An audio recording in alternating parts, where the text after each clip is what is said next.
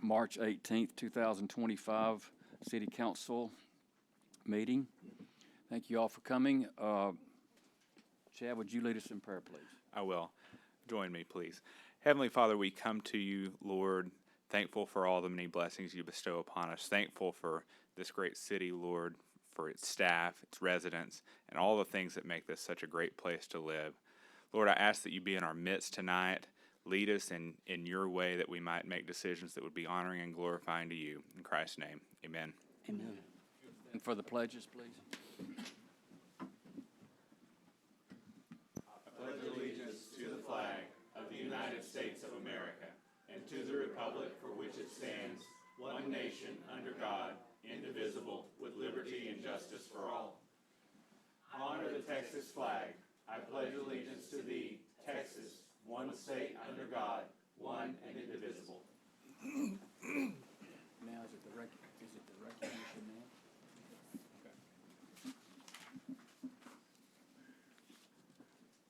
Okay.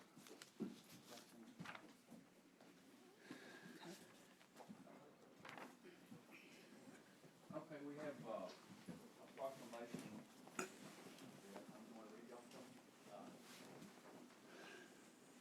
Kathleen, council member, she is a member of the Red Cross, and she forgot her vest, so we'll take some points off of her. We'll take some points off. Anyway, congratulations. I'm Randy Johnson. This is Kathleen Bellinger. I'm sure you, yes ma'am. And how are you? Good to see you. Yes. Okay. Whereas this March, we celebrate American Red Cross Month by recognizing the compassionate acts of people in Nacogdoches, Texas, and by renewing our commitment to lend a helping hand to our neighbors in need.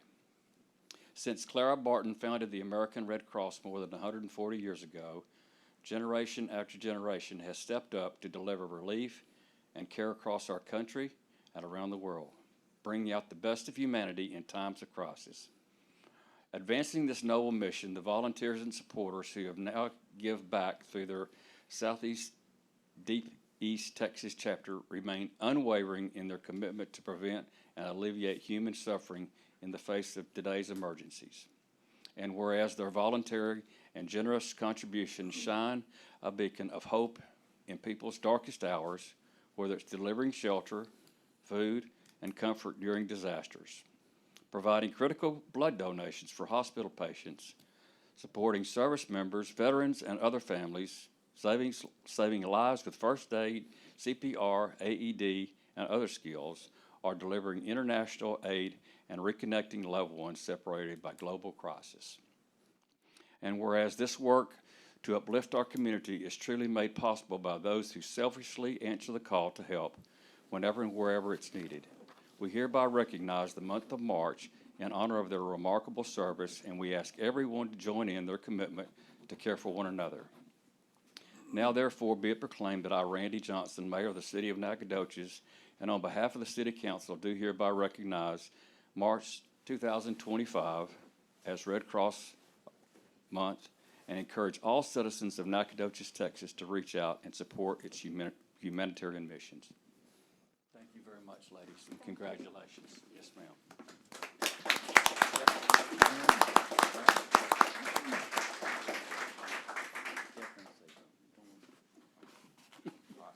You want to go up here? You can go up there. Okay, this is yours. Let me see what.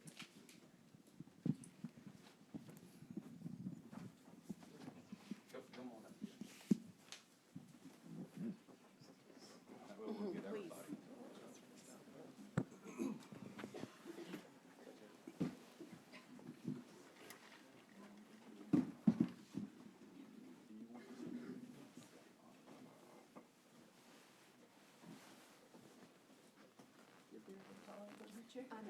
I know. Her just a little bit to the middle, so we can see the proclamation in the middle. There you go. Thank you.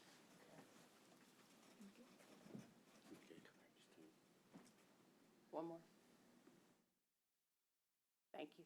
Thank you very much.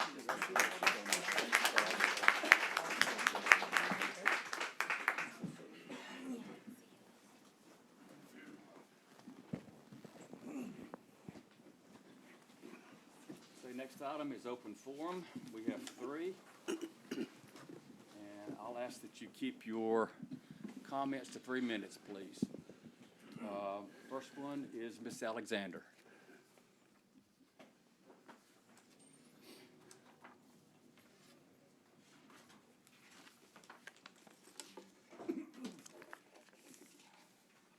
Mayor Johnson, council members.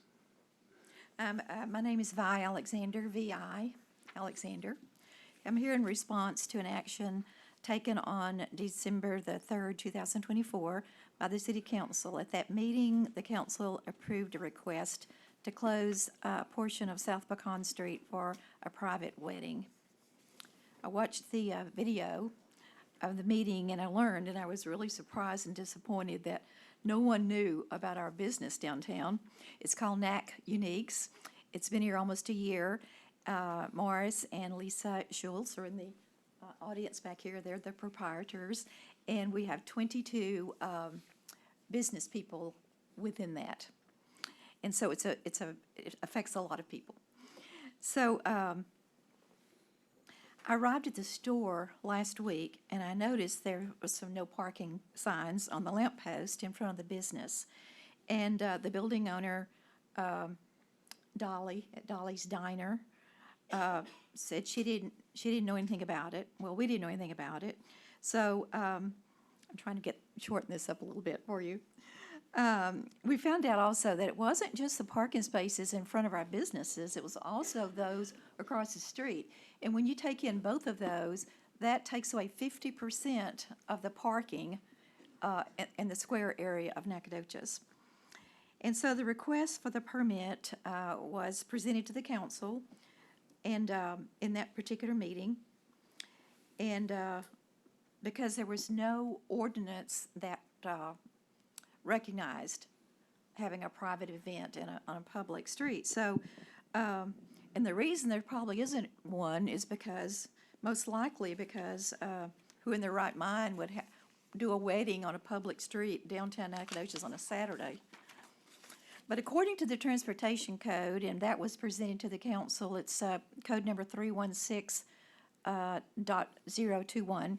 It says that a municipality may permit and prescribe the consideration and terms for the use of a portion of a municipal street or sidewalk for a private purpose if it does not, number 1, interfere with the public use of the street or the sidewalk. Number 2, create a dangerous condition on the street or the sidewalk. And I was really pleased and disappointed too that Councilmember Bellinger, not one, but 15 times attempted to have a discussion about how that would impact our businesses and how the taxpayers might incur some expense. And so she said, for instance, I want to know more. I'm worried about closures. I want to know more about how it would impact businesses and the financial impact on the city. And then she goes on to say, I'm uncomfortable with the businesses being impacted. And the response to that was, from the council, other council members, it doesn't matter. People are just trying to get married. It doesn't matter at all. This is no big deal at all. It's not a big deal in the scheme of things. It's just a side street. It's nothing. It won't impact businesses. So the council decided to go ahead and they voted on that. And it did, in fact, impact the 2 businesses with which I'm familiar. One is NAC Uniques. We were impacted because we lost about 25% of our sales that day. We had bistro tables on our sidewalk. People couldn't see our sign. They couldn't even see our door. So we contacted the city police who came out and had them remove them from the sidewalk. And it also, it impeded traffic because you can drive around the square, but now you can't. You've got to go down to another street, perhaps Highway 59. There was also, I was concerned about the manpower that was required for that. There had to be barricades set up. There had to be sandbags. The tables were falling over. Glass was breaking all over the street. They had to have sandbags put up because of the wind coming out of the south.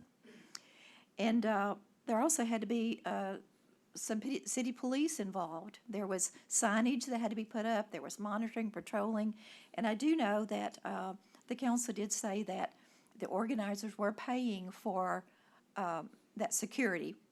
But when I drove by at 5 o'clock, there were 2 police cars and 2 policemen out there. And I know that we're short-staffed, and I'm sure they could be doing something more important than watching a wedding reception. There was also lights strung across the street, which I think could potentially be a hazard, could start a fire, those strings of lights. There was also an issue of alcohol that was being served in the streets. And I don't know if we had insurance, or they had insurance, but there was a certain liability there. But we want to thank you for allowing us the opportunity to express our concerns. And as we move forward in drafting an ordinance expressing street closures, perhaps we've provided some food for thought. Thank you. Thank you. Thank you. Thank you, Vi. Okay, next one, Ms. Shepherd.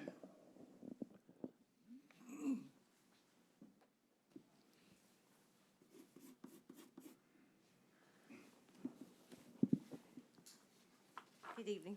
Good evening. My name is Sheila Shepherd, and I'm here. I was born and raised here in Nacogdoches.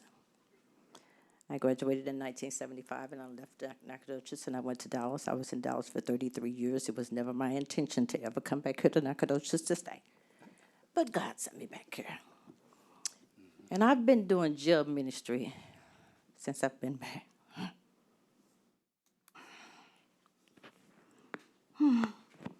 I've been doing jail ministry for 14 years since I've been back.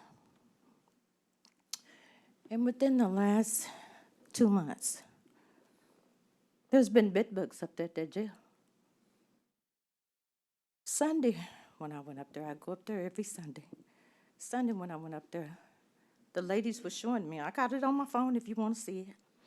It was showing me specks and bruises on their arms, around their necks, and around their ears and stuff from these bed bugs. I know that there's something that can be done about it.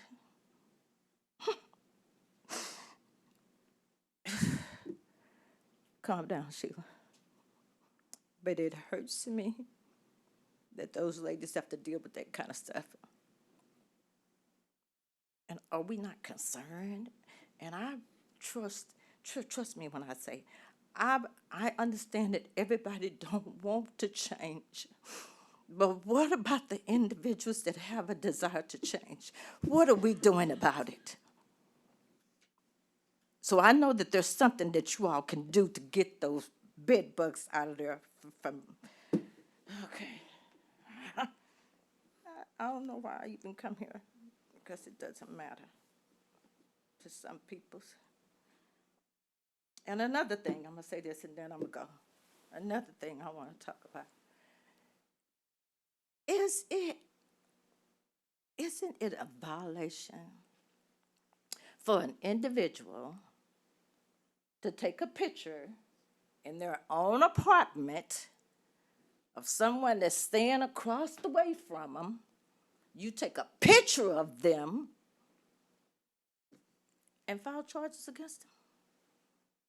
They're in their own apartment. They're not in your apartment. She took a picture of this individual. He had his shorts on, but no shirt on. But you take a picture and go and file charges against him. Is that a violation? Or is that a Texas law that it's okay for a person to do some stuff like that? It's crazy stuff to me. Thank you. Thank you.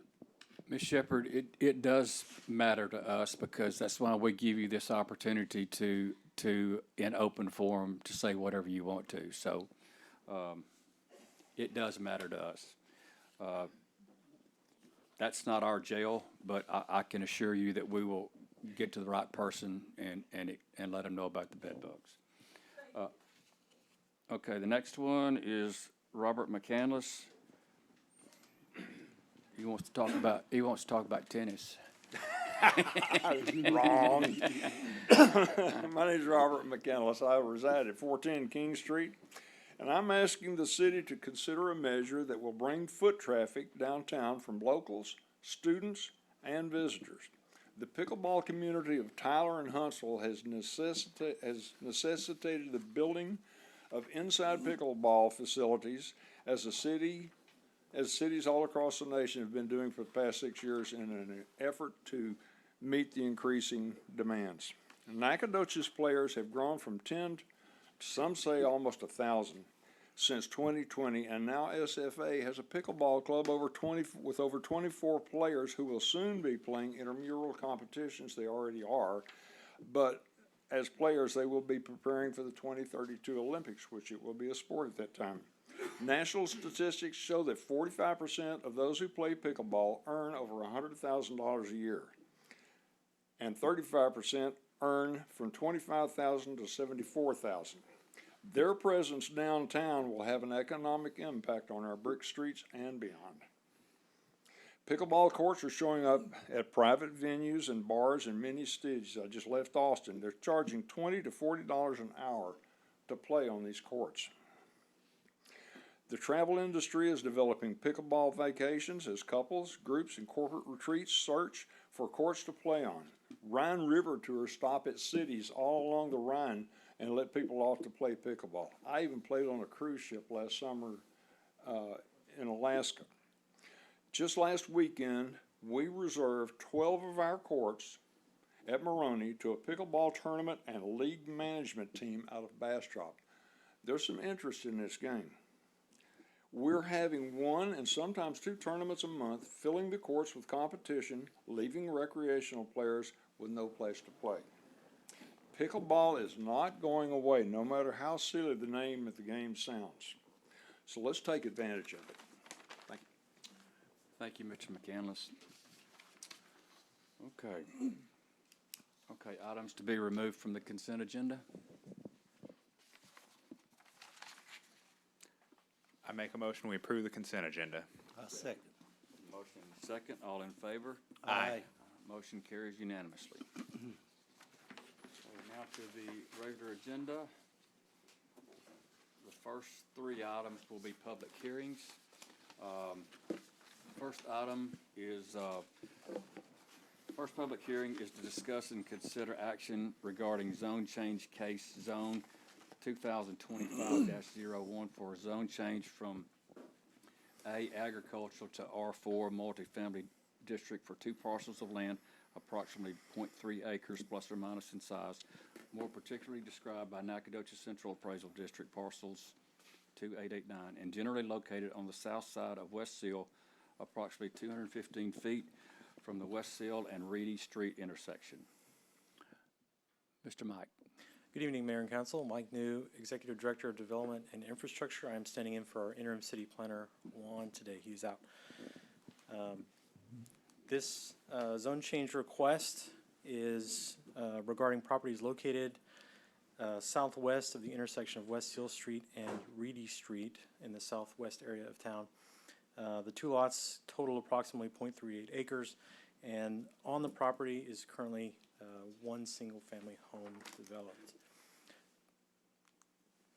Properties are zoned agricultural, but the surrounding area contains a mix of zoning districts to include R4 multifamily to the west and north, agriculture to the east, light industrial further east, and then R2 to the northeast of the intersection. If you'll recall, agricultural zoning districts are typically intended for active agriculture use, newly annexed land, areas lacking urban services and not yet ready for development, but as city grows in alignment with the comprehensive plan, areas like this naturally transition to more appropriate zoning. The future land use designation is rural development and is described as sparsely populated areas with limited development, but also include areas that are transitioning into urban uses. With the mix of residential, multifamily, and industrial in this area, the proposed multifamily zoning does align with this transition by allowing for higher density housing while maintaining compatibility with existing and planned uses. Staff does find that while the request may be neutral with respect to future land use, future development of the properties could further the goals and objectives of the comprehensive plan. These are images showing the property, each lot on the property and some of the depth there. You see the tree line on the rear to the south. Here are some angles from surrounding the property. In the top left, you'll see Bright Coop, the industrial property there with Reedy Street kind of off to the right. On the opposite to the right there, you'll see the adjacent uses and other property corners. The bottom right shows the R2 single family at the northeast of the intersection. Notifications. This slide shows the types of uses within the 200-foot area, and staff sent out 9 notices to property owners, received no written responses in opposition.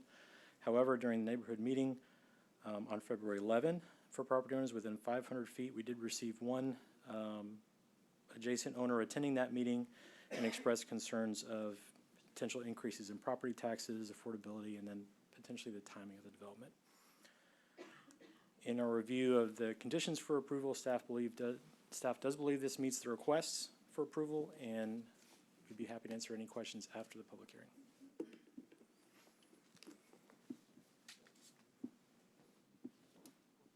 Open a public hearing. Okay, we'll open the public hearing now. Anybody in the audience have anything to say? Come on up, state your name and address, please.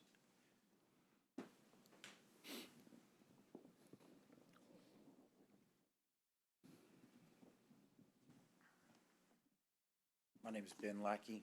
I live at 279 County Road 2041. Not a great speaker, but You don't have to be. good evening, Mayor, council members, and fellow citizens of Nacogdoches. First of all, I want to thank you for giving me the opportunity to speak with you tonight. I'm just the man on the ground here, an everyday Texan who's seen things from perspective that might be a little different from some of y'all. I spent my time as an infantryman soldier in the United States Army. And one thing I learned that both in military and life, a small proactive step, steps are what keep us safe when things go sideways. That's what I want to talk to you tonight about. It's cybersecurity. I know cybersecurity might not sound like something we need to worry about in East Texas, but let me tell you, it's more important than we think. Just recently in another small town, online criminals. I'm sorry, sir. Is this about the public hearing that we had? No, I'm sorry, I put my thing in online. Oh, okay. Just It should have been during the open forum. Oh, no, I submitted last week. I apologize. No, I'm sorry. Get y'all Thank you. Will you mind coming back? Yeah, We're we sorry, would like sir. to-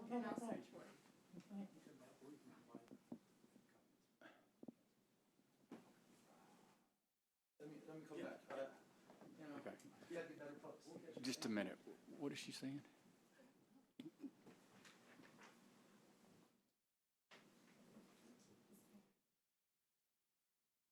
She wants to speak, I think, but I don't know what. I think she was supposed to be an open forum too.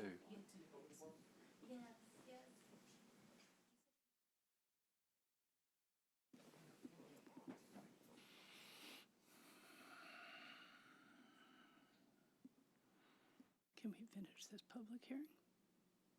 What's that? Can we do that? The public hearing's open. So Yeah, I want her to get this mess cleaned up, is what I want her to do.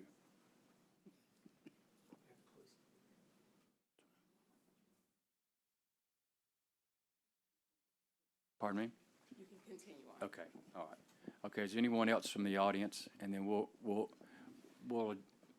address his concerns on cybersecurity next meeting. He'll be first. Is there anybody else? Rhonda? Is there anybody else on? I'm sorry, it's about the mayor's committee, Okay, real short and brief, okay, well, it'll have to be an open forum too. next meeting. Okay. It'll be your 19th. It's okay, I'll present it then. Okay, all right. Okay. Okay. All right, I'll open it up to council discussion. Yep, okay, hearing's now closed, I'm sorry. And Mayor, the applicant is here to answer any questions too. Okay.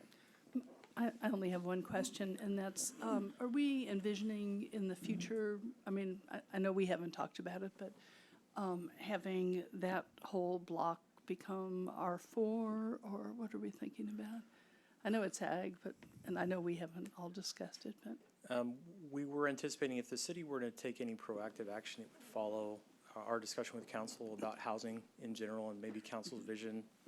If it aligns in some cases with the future land use plan, otherwise it might diverge in some cases as well. So we're hoping to get more feedback from council before we initiate anything. Kick that ball down the road, thanks. Mike, would you go back to that picture, please? Yes, sir. Okay, Which one? the That's fine. photograph of the land, okay. Yes, sir.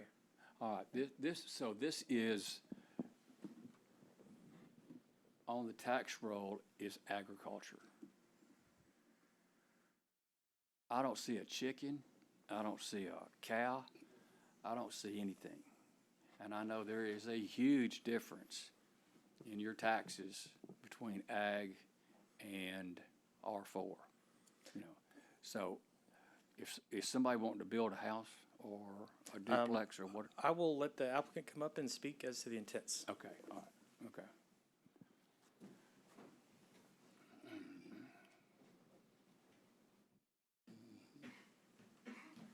Thank you, Mr. Mayor, city council members. My name's Jacob Crawford, 240 County Road 726, Nacogdoches.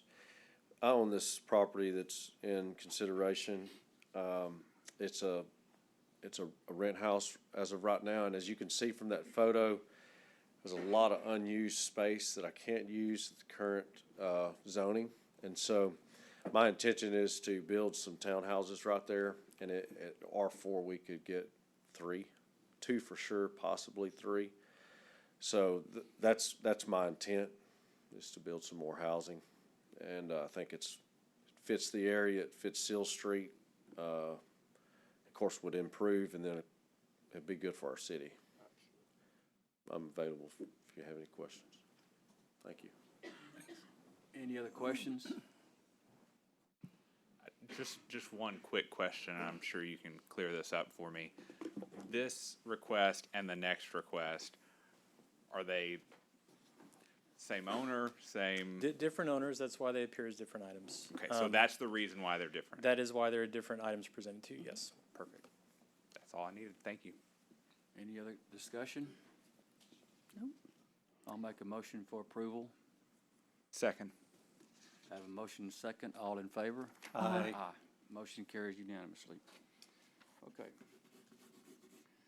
Next public hearing is discuss and consider action regarding zone change case zone 2025-02 for a zone change from agriculture to R4 multifamily district for 2 parcels of land approximately 0.37 acres in size, more particularly described by Nacogdoches Central Appraisal District parcels 28788 and 28790, and generally located in the southwest corner of West Seal and Reedy Street intersection.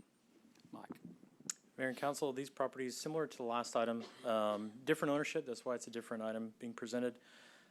Same general location to the southwest corner of West Seal and Reedy Street. These 2 lots total approximately 0.37 acres. The subject properties are currently vacant, but were developed previously with a single-family home that was removed several years ago. The properties are zoned similar to the other 2 as agriculture, surrounding mix of zoning districts as presented earlier. I did fail to mention, it is the case for this item and the previously approved item that both were approved and recommended by the Planning and Zoning Commission unanimously on March 10th. Did want to make sure I included that. I'll jump to the future land use. Similar elements here where staff finds that the request may be neutral with respect to future land use plan, but future development could further the goals and objectives of our comprehensive plan. Here are some images fronting this now vacant property, and again, a similar makeup of the intersection itself. Regarding notification, one of the things that we did as these applications came at the same time, we did hold them on the same neighborhood meeting on February 11. Again, with only one person responding in person to that meeting, similar objections, just broadly reflecting property taxes and affordability. In staff's review, we believe this request meets the conditions for approval, and we're welcome to take any questions after the public hearing. Okay, we'll open the public hearing. Any comments from the audience? If not, we'll close the public hearing. Any discussion? Is it the same builder, just different owners? I will let the applicant speak to that.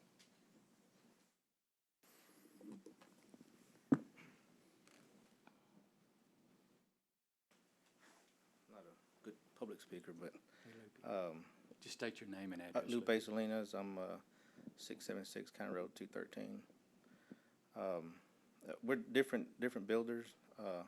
We're trying to make the best use of the land. There was a house that burnt down there a couple years ago. And, I think the best fit to make it useful and have a lot, good infill, would be townhomes. And, I mean, I just feel like R4 would fit since it's close, since it's like a mixed use of, should you go this way, or, which way can you go? That's the best closest thing to it. And you can build, townhomes, and at a reasonable price. So it's pretty much trying to do infill, what's there now, and the best use of it. Okay. Thank you. Okay, thank you, Lupe, very much. Any discussion from the council? Just to say that I remember what the property looked like before the house burned, and anything will be an Yeah, improvement. I don't understand why, and I don't understand why this is, I know in the 1930s, it was probably agriculture. It was a base zoning when the city made its major changes in the I think it was 1970 actually, because I did look at the original ordinance. Yeah, So wait. a lot of this is just, it's base zoning when there was no other zoning to apply. And Central Appraisal District does this, right? The or do we city do did it? it, the city initiated this, yes. All right, okay, all right, okay. And there actually are horses and some cows just right up the road. I drove out there. So people still do. And there may be well, I may didn't see not be any legal. chickens. I didn't see any chickens. There were no chickens. There was some horses and maybe a cow. the property on the Cow. north side of Seal Street probably has more traditional ag use than any other area that's ag right now. I'll make a motion for approval. Second. Have a motion, second, all in favor? Aye. Motion carries unanimously. Okay, on the next public hearing, rather than open this item for staff presentation or public hearing, I would like to notify council at this time that the city has requested and the applicant has agreed to postpone consideration of item 11C until the next regular city council meeting scheduled for Tuesday, May the 6th. Is that the next? No, it's not the next one, it's, It would be the next one after planning Okay. and zoning, because planning and zoning did postpone as well. Oh, okay, all right. So it is May 6th, right? Yes. Okay, all right. 2025. In addition, the P and Z Commission has postponed consideration of this item until April 14th. Subsequent notification to the public and adjacent property owners must be conducted in compliance with state and local regulation, and any further discussion or comments specific to this item must also be postponed until said future meeting dates. That being said, we will continue with other council business. Public hearing. Item D. Consider amending the Code of Ordinances of the City of Nacogdoches, Texas, including Chapter 118 zoning, Article 1 in general, Section 118-1, definitions to revise and clarify the definition of housing types and adding definitions related to group homes, Article 2, Administration, Division 3, Board of Adjustment, Section 118-97, Officers and Compensation, to remove compensation provisions and add the position of Vice Chair and remove the position of Secretary. Article 2, Administration, Division 3, Board of Adjustment, Section 118-98, Procedures, to recognize City Council approval of adopted procedural rules. Article 2, Administration, Division 3. Board of Adjustment, Section 118-99, powers to add language related to special exceptions and clarifications of procedures for variances. Article 3, District Regulations, Section 118-273, land use schedule to provide update housing types in accordance with the correct definitions. And Article 6, Development Standards, Section 118-429, commercial sites with residential adjacency to authorize the Zoning Board of Adjustments rather than the Planning and Zoning Commission to hear requests for fence exemptions. Mike? Mayor, I don't think your mic was on. Can you read that again? No, sir, I'm not reading it again. Just kidding, just kidding. Mayor and council. One word. I had to do that. Mike New, Executive Director of Development and Infrastructure. This item is probably the second proposed action recently following our August 22nd workshop. That was a workshop where council discussed a myriad of items potentially to propose as amendments to our code of ordinances, particularly our zoning chapter. This follows a number of discussions that I'll outline here. Not only the workshop in August, on November 5, we did take some initial steps to amend our ordinances specific to topics that council was generally agreeable. That was Board of Adjustment, some of Board of Adjustment procedures, smoke and vape shops, and sign ordinance amendments. In November, council and P&Z and ZBA all authorized members to serve on a zoning ordinance subcommittee. That subcommittee has met 3 times prior to tonight's meeting. Those subcommittee minutes are also in your packet. And then on March 10, P&Z Commission did recommend approval of the amendments as will be presented tonight. Just for council's input and clarification, many of the ordinance changes within the last year we are reflecting on our website, not only for our purposes, but for applicants that may find that some of these changes are applicable to their requests. They're able to see those and we can reference those for their information. So those recent ordinance changes are available from our Planning and Zoning Department page. Proposed changes tonight. So I'm going to cover briefly the topics of those changes, and then we can get into maybe answering questions of the red lines themselves. Section 118.1, definitions of the zoning chapter. Use of dwelling to consolidate residential unit types. So we've taken all of the residential types that were defined within Chapter 118. We've combined those into one group under the umbrella term dwelling. We've also done that with group home to accommodate a number of different group home types that are reflected maybe a little bit differently in state code and have to meet certain state requirements. So we've kind of grouped those as well within the definitions. We're not creating new uses or altering those particular uses. We're simply trying to bring those together so that they're easily referenced. Section 118.97 under officers and Section 118.98 procedures both apply to Zoning Board of Adjustment. One is simply identifying a vice chair for the officers, which many of our other boards have, but wasn't explicitly designated for the ZBA, so we are doing that within 97. We're also looking to confirm council's authority for approving rules of procedure. We do anticipate bringing forward at a later date to council consideration for updating ZBA's rules of procedure that they will recommend to you, but council is the final authority for that recommendation. So we want to make sure that was reflected in the code, and it is reflected in state law as well. And then the last 3, Section 99, powers of ZBA. There may be some other references that may come later, but for now, these would just be simply removing phrases that are ambiguous or not clearly reflected and could be construed to mean other things, removing some of those ambiguous references that may pertain to authority outside of the zoning chapter, and then including some specific details regarding special exceptions which are not defined or segregated from variances as well. In a land use schedule, we're simply trying to reflect what is updated and as far as terms and definitions within the definitions section of our code. So think of 118.273, the land use, as comparing and matching with our definitions section. And then lastly, more material change would be assigning Zoning Board of Adjustment as the review authority for fence exceptions. Currently, they review all other variances, and within our code, under special exception, it must call out whether something is a special exception or not. The only place in any of our code that does that relates to fence exceptions. Currently, Planning and Zoning Commission hears those. It makes sense to bring that under the ZBA authority because they do hear all variances anyway. That's in a nutshell.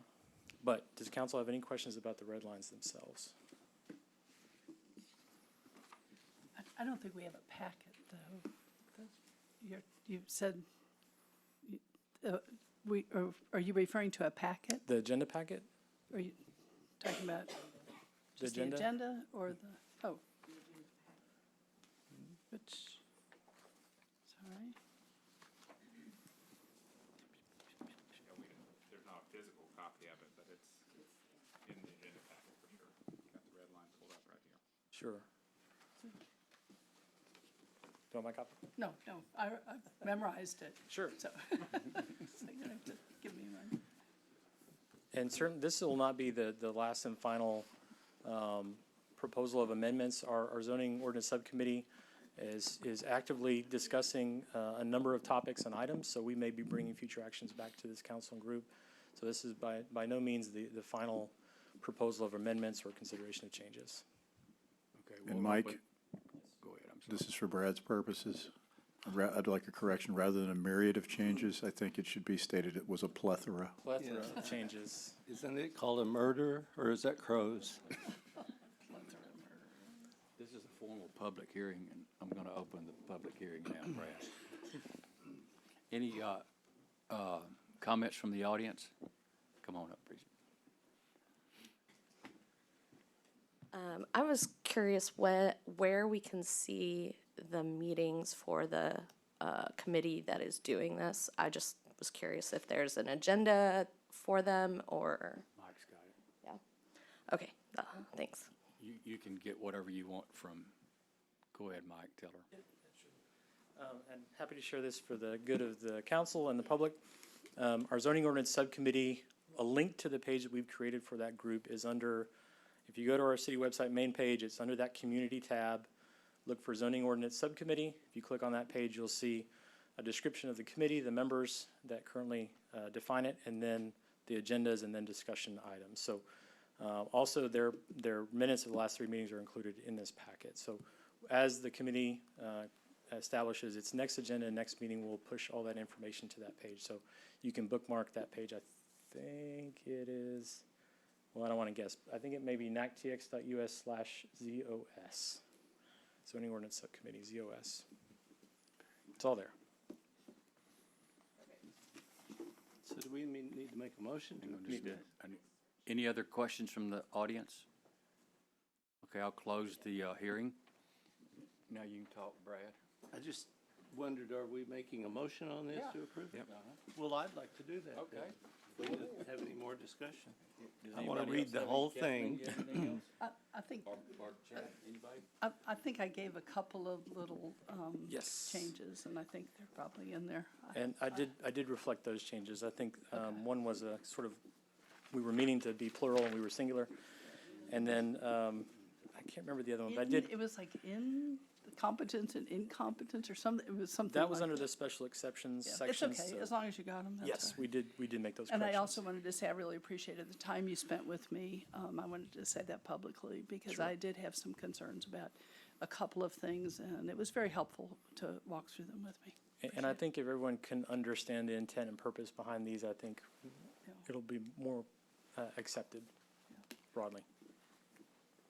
And it helps that, that some of the things will be addressed in other parts. I know we talked about parking and some other Yes, issues, and they'll be addressed in And I other. thought that may have been in here. I think that was in another slide. But Yeah. what I can tell you is we have some lingering items from the workshop. Those include non-conforming uses, parking, particularly off-street parking. Those are a little bit more complex and are going to require a little bit more discussion, especially with the subcommittee. So we will do that. As we take direction and recommendations from that subcommittee, we will bring those items forward at a later date. Appreciate it. I just had a comment Yes. to make. I guess a question for my council colleagues that are on that committee. Y'all are good with the changes? Yeah, yep, we are. We voted on them. We're good. Just wanted We have no problem. Very good. For a second, I'll second it. I haven't even made it yet. Let me We say got- one other don't we thing. have to close? Have we closed? Yeah, we've closed. Okay, just making Okay, sure. let me just say one other thing for people that don't know. What we're doing is we're going through all these ordinances that are antiques, and we're cleaning them up to where it's brings it up to 2025 instead of 1962 and 78. So this is going to be a process that we're, an ongoing process, and it'll be arduous and it will be time consuming, but you got to start somewhere, and there will be an end one day. And there'll always be things that we'll have to add to or take away from or tweak. But this should leave a clear understanding to what the ordinance is. That's what our intent is. And to be transparent with what we're doing, like being able to go on the website, see the minutes, see the notes, see everything that transpired. And I'll commend Mike and the committee for doing this and for your work also. Yes, and our goal, as with most things, is to make sure we obtain consensus from the groups that are authorized to really debate this and discuss this. You know, we go through a lot of weeds with the subcommittee. I think that's the goal. We don't want to be doing that on the dais when council is preparing to take action. We really want to get through some of the hard stuff at that subcommittee level, and I think we're doing that. And I think that speaks to the work, to echo the mayor, to say that the committee, it was hard for the 20 of us in a room trying to discuss all of the issues. And I applaud the work of my colleagues on that committee and the staff that have done that. So thank you all so much. Even when we pared it down from 20 to just the council, it wasn't going anywhere. It took. And, now we're moving the ball forward and we're getting results. So I appreciate that. Okay, now you can make your motion. Thank you. And I also appreciate that you redline changes, that most of it's just word changes. It's not substantial stuff all the time. And we'll certainly be careful about doing those more substantive changes. That helps us to figure out doing all language. Yes, sir. So I would move that we approve the public hearing, and consider that we approve the Code of Ordinances for the rest of that. I'm not gonna read that. I'm not. 11B. D. And D I'll as in s- dog. And I'll second the motion. Okay, we have a motion and a second. All in favor? Aye. Motion carries unanimously. Okay. I didn't read mine. 11E is not a public hearing. It's consider approval of the ordinance of the City of Nacogdoches amending Chapter 102, Traffic and Vehicles, Article 5, Stopping and Standing and Parking, Section 102-167, Trailers and Semi-Trailers of the Code of Ordinances of the City of Nacogdoches, Texas, providing a severability clause, providing a continuation clause, providing a repeal clause, and providing an effective date. City Attorney. Mr. Mayor, members of the council, Jerry Baker, City Attorney. What you have here is before you is a proposed revision of a current ordinance that we have, Section 102-167, trailers and semi-trailers. Just to give you a little background information, Councilman Williams actually brought this issue to Chief Weems and myself and discussed a problem that was going on in some communities, neighborhoods there in his ward, about commercial vehicles being parked on residential streets, potentially affecting homes and other people that live in those residences. And so based on that, we started looking at seeing what we had in the current Code of Ordinances related to this. How could we enforce that? Well, as I looked at through our parking ordinances, which is in Section 102, I came across this section related to trailers and semi-trailers. And if you chase the rabbit down the rabbit hole, you eventually get to commercial vehicles being regulated, but you have to go to the Texas Transportation Code, a couple of provisions in order to get that classification. And so rather than trying to do that and try to be more open and clear with our ordinances, the decision was made, why don't we just add it to our current ordinance and make that change? And so that's what we have before you, is essentially just to add language to our current ordinance, including commercial motor vehicles. So you'll see, if you have the ordinance in front of you, I hope you have a printout of that. You'll see the red line changes there. It includes the definition of what is a commercial motor vehicle. Instead of trying to come up with a definition myself. I just referred to the Code of Federal Regulations section that specifically identifies those as a motor vehicle or combination of motor vehicles intended primarily for the transport of passengers or property, whether they are a Group A, Group B, or Group C, as they are defined in the Code of Federal Regulations. Included in that was an addition to, or try to clarify between, or make a distinction between residential areas and non-residential areas.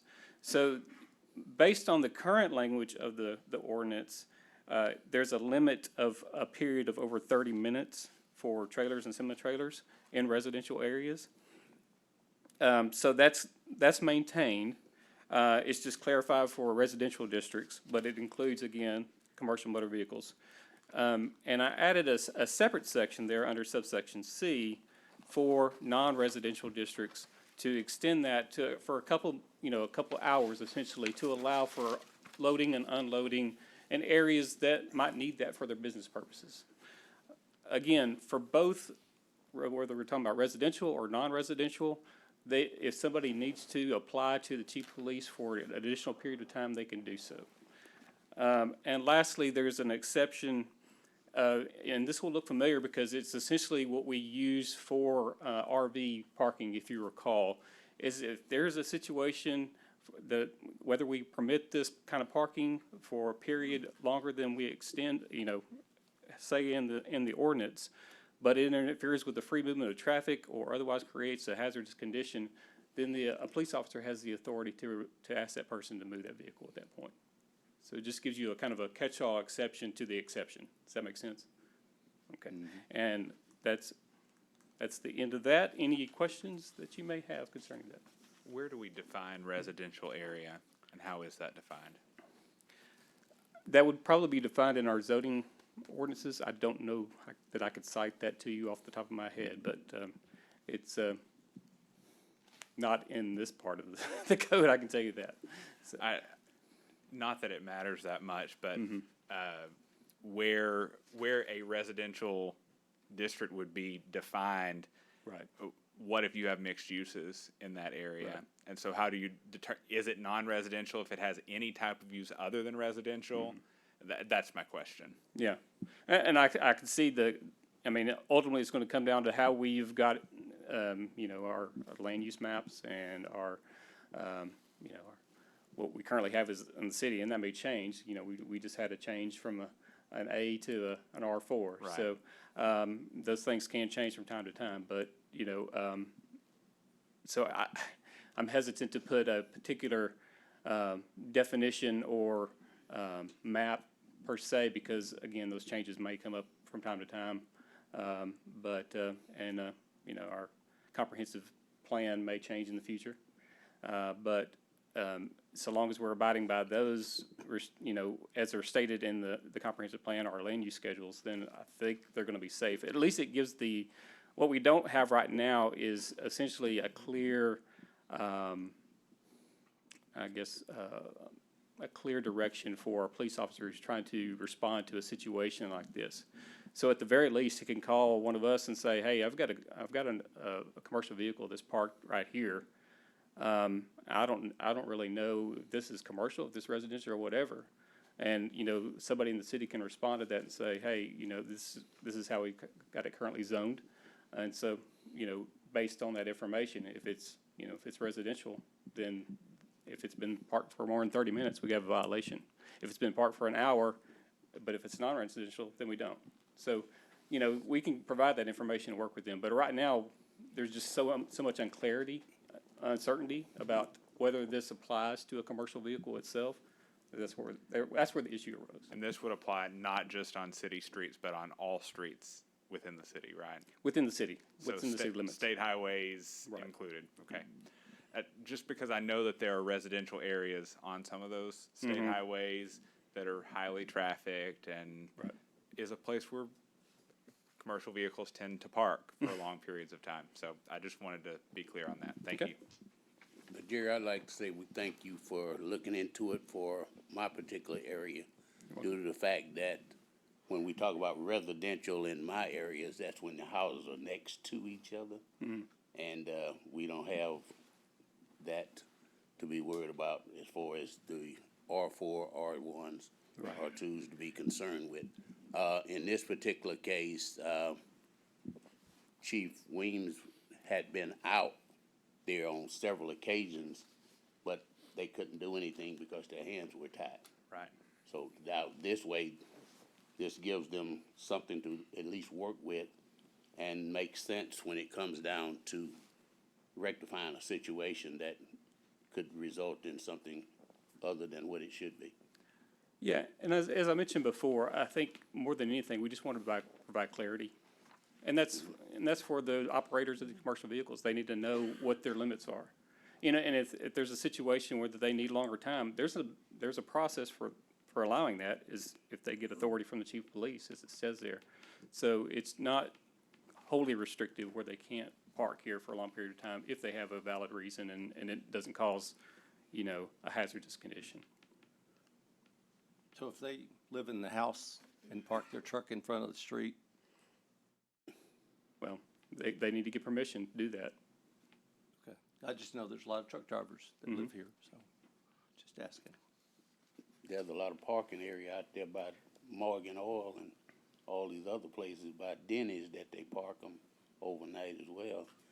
Because I drove commercial bus, so I parked in those areas and had to get a ride home. Yeah. And as I mentioned, you know, we aren't really creating something new. I mean, as I mentioned, if you chase the rabbit down the trail, you know, you could get to commercial vehicles. It's all we're doing is kind of bringing that in and making it clear.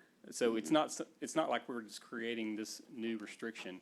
It should already be there. It's just making it, I guess, a lot easier to enforce because we're specifically stating it in our ordinance. Does that make sense? Yep. Makes sense. Do we need a motion on this? Move that we approve the ordinance outlined in, is it 6? Where are we? 6E? 11E. 11E, sorry, thank you. 11E, thank you. We have a motion, and I'll second it. He seconded it. Who did? Yeah. Chad. Chad did, okay. All in favor? Aye. Motion carries unanimously. Next item, 11F, consider approval of an ordinance of the City of Nacogdoches adding a master fee schedule to the Code of Ordinances of the City of Nacogdoches, Texas, providing a severability clause, providing a continuation clause, providing a repeal clause, and providing an effective date. Mr. Mayor, Jerry Baker, City Attorney, members of the council, excuse me, as well. What you have before you is a proposed addition to our Code of Ordinances, would be an addendum to it, so therefore coming towards the end of the Code of Ordinances. Essentially, what we're referring to it as a master fee schedule. Lots of cities across the state have these. If you go to their ordinances, essentially it's just a place where we can locate all the various fees that have been assessed by the city council over the years for whatever reason. It could be a building permit, it could be an animal issue, any variety of matters as you'll see in the chart before you. So if you have your chart, it looks something like this. I'm just going to highlight some how it's kind of basically been styled out. Essentially, it's going to follow, as I mentioned, it's an addendum to the master fee schedule. Essentially, it's going to follow the chapters that are set forth in the Code of Ordinances as it's currently set out. So you'll see the chapter number. These are hyperlinked in this particular document. So if you would click on that link, it would take you directly to our Code of Ordinance in that particular chapter. It's divided into, the chart is divided in 3 sections. There's the ordinance reference. So it gives the particular section in that ordinance. So you see below in that example, section 6-75. Again, that is hyperlinked. So if you click on that section, it would take you to that particular ordinance. Give you a brief description of what the fee is, and then the fee amount. And that's essentially it. What you'll see is if you kind of skim through the master fee schedule, this applies to the various chapters throughout the Code of Ordinances that have any kind of fees that have been assessed by the City Council. And I want to commend our staff and just for working with me on this process because it's a lot of information. It required going through the entire code of ordinances, going through all the current schedules, whether that was in the buildings department, whether that was in cases department at Public Works, Parks and Rec. Every one of these animal services, every one of these departments, had either fees set forth in the ordinance themselves or set forth in a schedule that was maintained in that department. And that was one of the things that really prompted this consideration was we had fees kind of scattered throughout our ordinances. Some of those fees have never been looked at since they were originally passed back in 1971. Some of those fees have been done away with by state law. We had some schedules that are referenced to the city secretary's office that we can't find. We have some schedules that are in particular departments, so they're kind of scattered throughout the city. So the impetus about doing this is that bringing this all of our fees into one location, making it easy for the members of the public to access that and know exactly what the fees are. They can, as I mentioned, click on the particular section of the code that applies to that fee. If they have any questions about how it was enacted, what it applies to, they can go right there.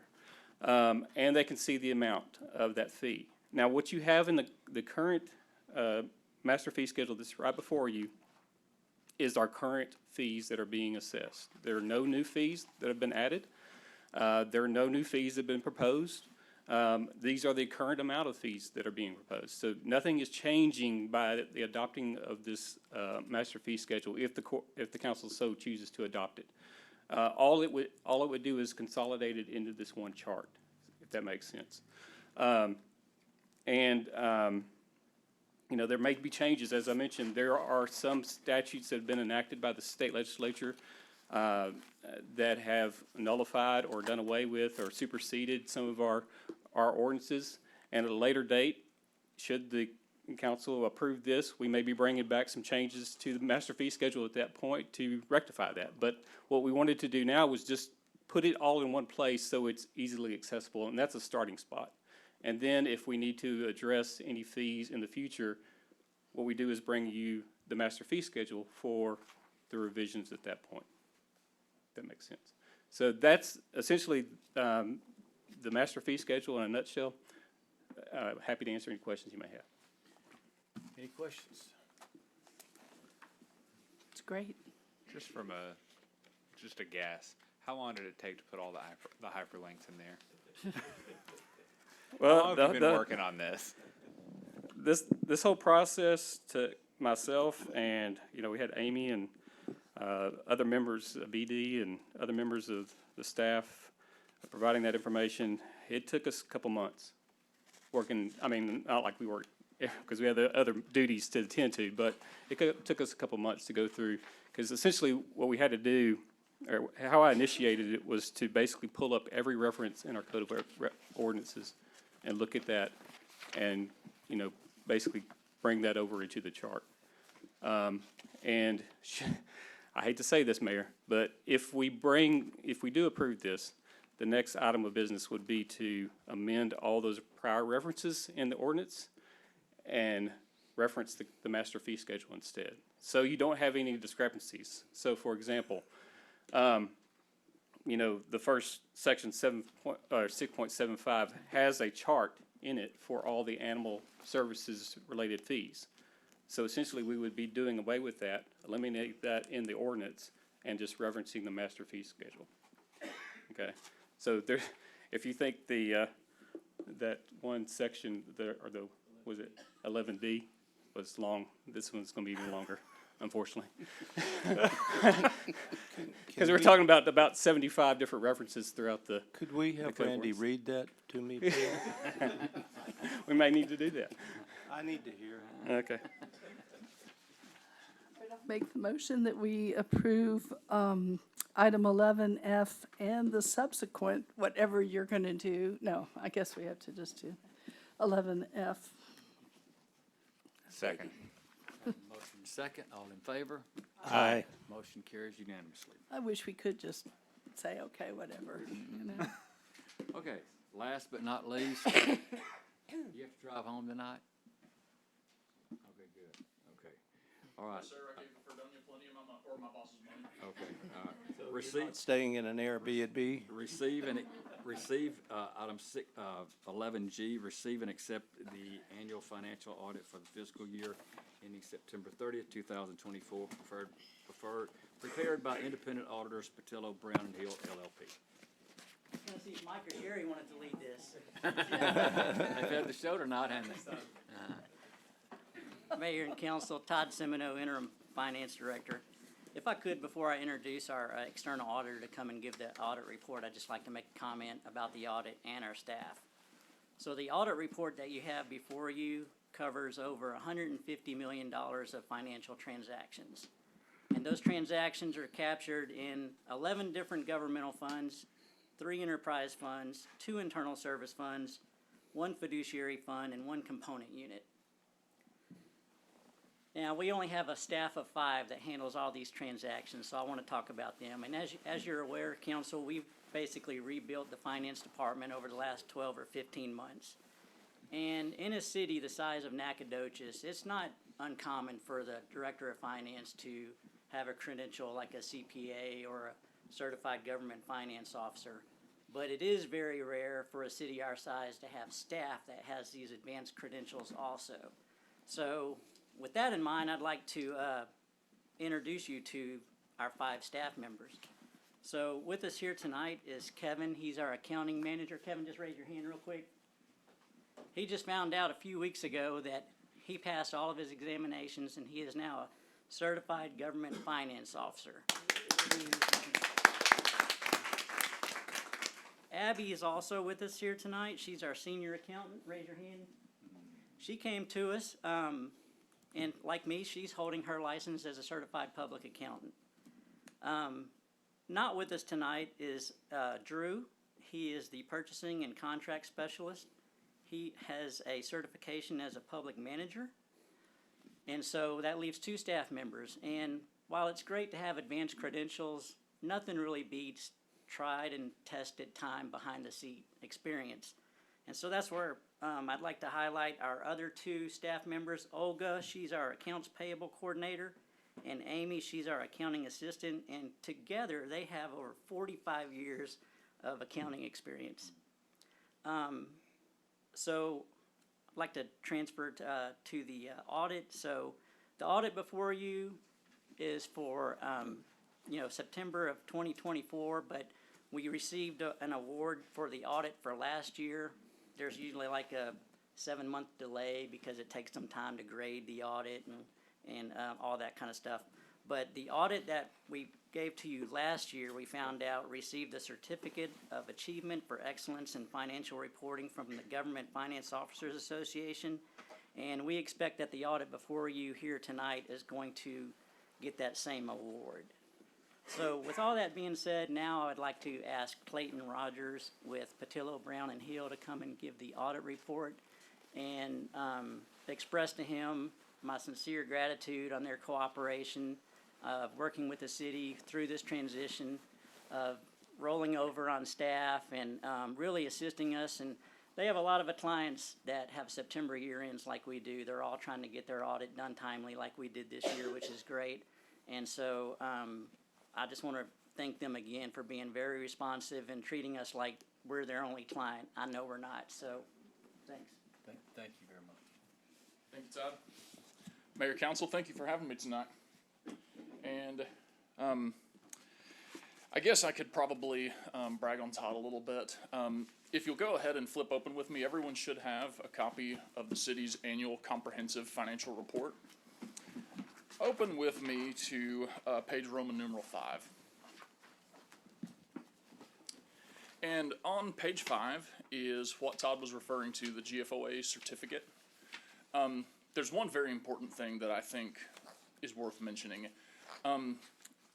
Not only is this document, is there probably somewhere between 30 and 50 pages of extra not required information that management puts together to earn that award. Not only does this document get sent off to people like myself around the country who pick nits with it, but also one of the things that GFOA has identified as a key ingredient of effective financial reporting is timeliness. So one of the things, there are extensions, but that to earn this award, not only does all of this stuff have to be there, but it has to be sent into them complete, final, signed, sealed, delivered within 6 months of fiscal year end. Now, because of some of the things that have happened the last few years, there were a couple of years in a row where that didn't happen and that the city was granted extensions. But I just did want to highlight, to kind of go off some of what Todd was saying, that this is the first time in 3 years that the city has finished and that we are bringing this to you in March with no extensions to apply for that award from GFOA. And I think what that really speaks to is despite a lot of the turnover and the challenges that Todd and his team were facing, they did a fantastic job being responsive, being helpful, answering our questions, and getting us everything we needed to render a clean audit opinion. Oh, wait, I guess I kind of killed the suspense there, didn't I? I guess we're done here. Yeah. Okay, we'll wrap this up. Thank you. Oh, darn, I was actually really looking forward to giving y'all the 10 minutes per page version of this document. No, seriously, in the interest of time, I'm just gonna hit a couple of highlights, but I wanted to make myself available to answer any questions that you may have had while you were reviewing this. If you'll flip a few pages back with me to page 1. Page 1 is why we're here. It is the independent auditor's report. Just to clarify, flip further into the document, page 1-1, not Roman numeral 1, sorry.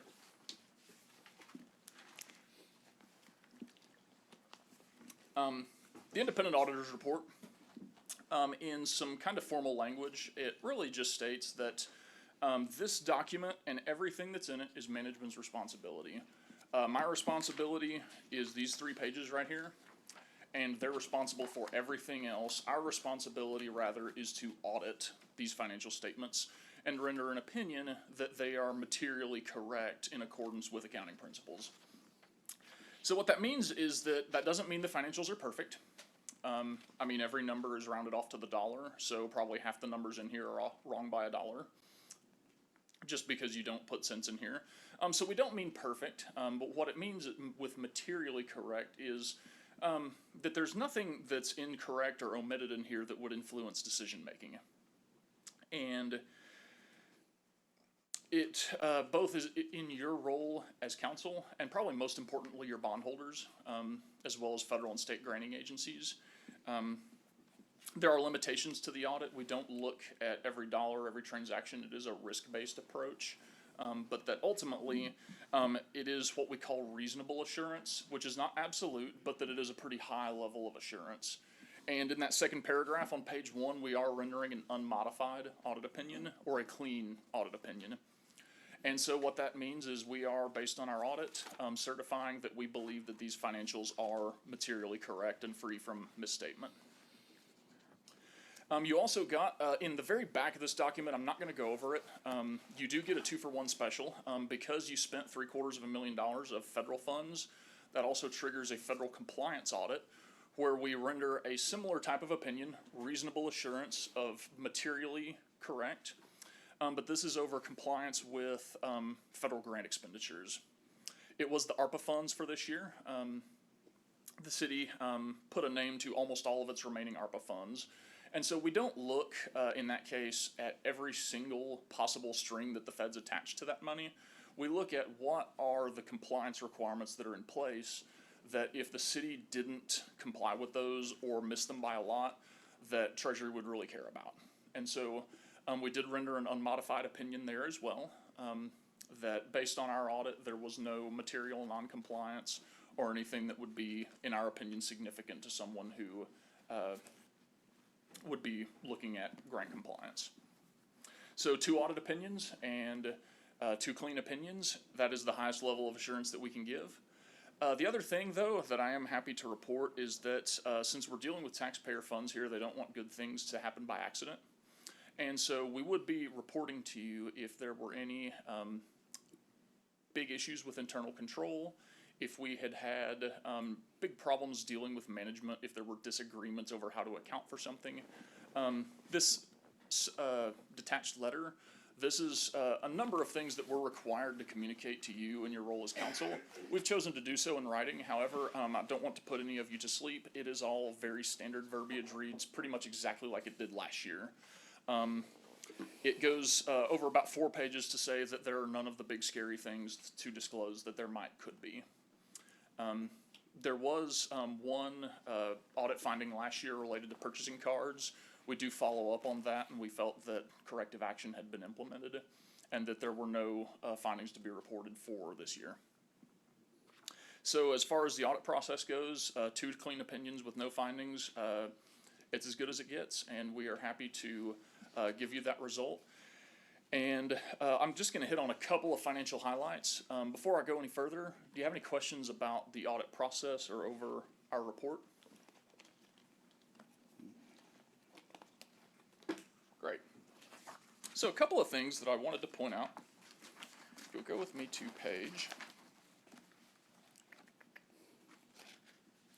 page 12. I actually called an audible on this one. I wasn't planning on going over this, but it's something that we as the auditors who kind of look at this for hours and hours and hours probably took for granted. Pages 12 through 14 are what we call the government-wide financials. This is kind of all the city's funds pushed together in a format that's very similar to a private entity. All the assets, all the liabilities, everything is in here. But one thing that you don't, I think, normally see is my understanding. That far right column is the CVB. The CVB shows up here, both on this balance sheet and on the income statement on the following pages.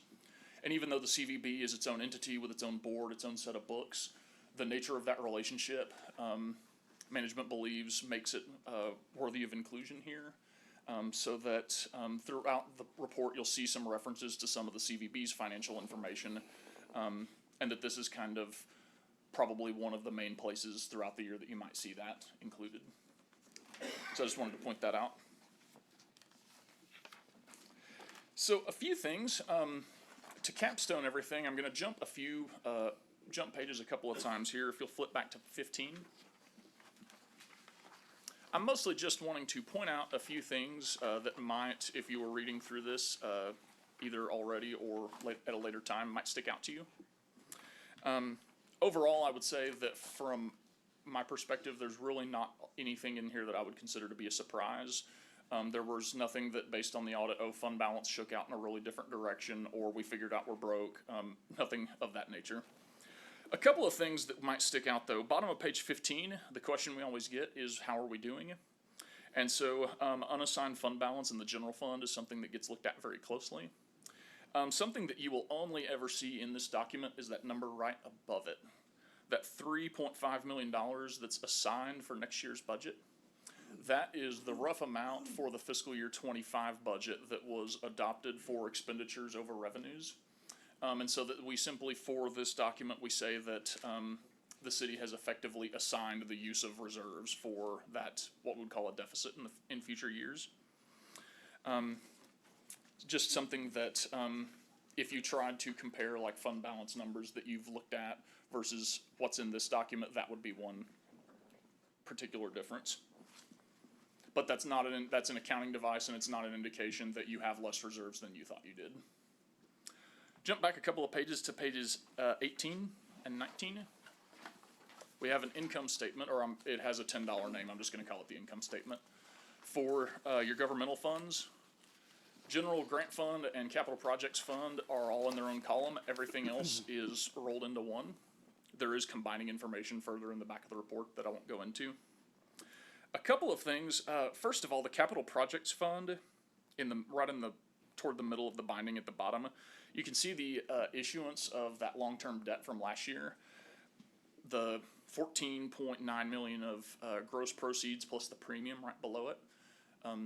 I always think it's kind of nice to, after going through all the motions of planning and doing the CIP and issuing the debt and everything, you can see where it shows up, one of several places in here. The other thing right below it, when it talks about adjusting beginning balances, that's just a new accounting device for how we show it in this document. The Capital Projects Fund used to be, last year, it was in that other column. And this year, because of that debt issuance, it got big enough that we put it on its own. And so we kind of show the fund balance flowing from the back to the front. But that's not, the beginning balances were actually restated from last year. The other thing, that was those two. And going back to page 25. On page 25, we have a income statement for your proprietary funds, water, sewer, sanitation, and the airport fund. And again, we could sit here for hours and hours talking about various financial information. I've got a hotel, I'm here all night. But no, one thing, again, just to kind of make it real and also point out something that might stick out. Toward the bottom of the page, on page 25, under non-operating revenues, you'll see both the water fund reported a $1.4 million loss on disposal of assets, and the sanitation fund reported a gain of $300,000. That's something that is new for this document. What those are, the $1.4 million, that was the recognition of the Central Heights assets, that basically when you take off that infrastructure and record a receivable from the authority, that's the difference between all of those that washes out. So for accounting purposes, we treat it as a loss, but it's not actually a loss different than what you already understood to be true. The $300,000 in the sanitation fund, there was a leased scraper that was traded in last year. And that simply, again, we take the old scraper off the books, we put the new one on, we move the debt over, and that's simply the difference between all of those book values. But I wanted to point that out because that's something that is probably different than maybe if you had looked at some interim financial information, but nothing that is any kind of transaction or event that you weren't already aware of, I assume. So again, we could talk about all sorts of different highlights or details, but I'd like to open it up to you if you had any particular questions or anything you'd like us to cover. I'll just make a comment. I hadn't been here but 2 years, and I may not be here another 2 years, but I'll say this. From the time I got here until right now, I don't think I've ever been prouder of city employees that we have right now. Todd Seminole has bailed us out of this finance department, and it was a wreck when I got here. And Todd has stepped up every single time, and we've got a set of financials that we can see that we're proud of. And it's not just Todd, we're talking about the budget or the audit tonight, but I'm talking about all these employees, every one of them. We have a new city manager, we have new Mike's here, police chief, fire chief, IT. I could go on and on and on and talk about our employees' case in engineering. Jerry, we have a lawyer that does his job, we have a secretary that does her job. And I talk about this a lot, but it is very, very important that you have good employees and good department to make your city run, and that's all I want to say. Now you can go on to the hotel. Are you saying you want me to shut up now? Oh, you can get that matter. So Clayton, I grilled you a little bit last year, so I'm going to not do that quite as much this year. And is your hair different this year? Maybe. He's engaged. Well, congratulations. Thank you. I'm not going to get you to throw anyone under the bus, but how typical is the audit process? You said it was smooth, everything went just as you would want it to go. How often is that the case in your work? Is that the standard, or is our finance department better than everyone else? That's really what I want. The answer is yes. I'm not, I probably should correct myself if I did say that everything went the way I wanted it to. Audits are not easy. They never go perfect, and none of them ever go the way I want them to.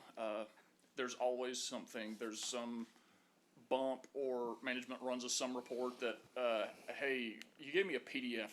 Can you give me the Excel file? There's always something.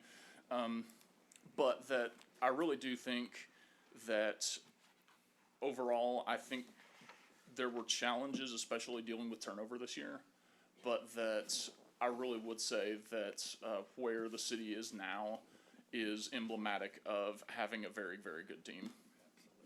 And that's sort of what I was getting to, is that this council has emphasized transparency in our matters, and nothing is more important than what we find in our financials. The money that we're spending, the money we're receiving, especially now that we've taken on additional debt, showing that fiscal responsibility is critical. So thank you to our finance team, city manager for leading that, and thank you, Clayton, for the good report. Thank you. Any other questions? Well, I just want to add to it too. I've been here 4 years, and the 2 years before, this is night and day. And it's a huge, huge relief for all of us, because we sit up here and we make huge decisions based on what you all tell us, the money we have and the money that we owe, and it's such a relief. And I do want to, Mr. Beverland, you said probably 6 months ago, you said about 6 months ago that we were going to have the best staff and the best people working here, and you're right. You were going to assure that, and you've done it. I'll just say that they're all smarter than me, and their sense of humor is much, well, maybe Thank the Mike's Lord. is a little drier, but. Thank the Lord.